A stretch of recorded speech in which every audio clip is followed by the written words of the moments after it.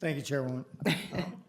If I have time left, I'll let you finish that. But Dr. Alba, I have a question. You had mentioned the delays. Can you go into a little more detail about that regarding the reimbursements and operational expenses? Can you go into that? If I can walk you through just what last year looked like, because the legislature restored and gave us an additional increase, that generates a contract amendment process. Now, this is a multi-agency sort of review and fingerprints on all the paperwork that's going on. We don't know exactly where the delays are, and that's where we're asking for help in sort of troubleshooting and providing a solution on where these delays may be occurring. So with that contract amendment, then we would have to wait for that to process and go through the channels of everyone that has to approve the contract amendment. Then institutions can submit their FS10Fs, which are the final expenditures, so that it appropriately charges the account, the budgeted account. That took through probably December, to be honest with you, to get through all of that. Where we are then, on top of that, STEP and CSTEP went through a 5-year grant application.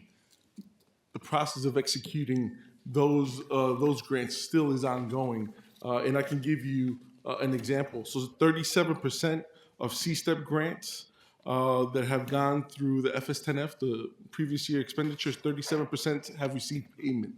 30% of CSTEP institutions receive payment. For STEP, 67% have received payment. That's for last year. The initial You said have or haven't? Have 30% of CSTEP institutions that have CSTEP programs have received payment. 67% of institutions with STEP programs have received payment. That's for last year. The contracts come into play with an initial 25% disbursement. Programs that I supervise just received the initial 25%. We're in February. Programs have been operating since July 1.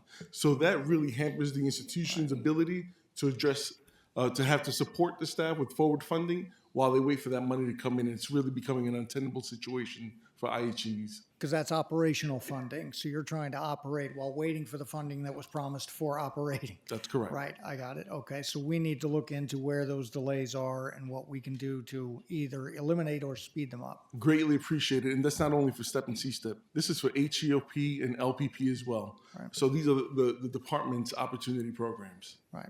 I have 23 seconds. Go.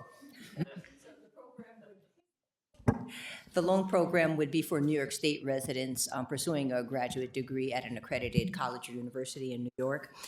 With regard to the funding mechanism, our proposal contemplates the Dormitory Authority being the originator of those loans, and they would acquire the funds through bond sales.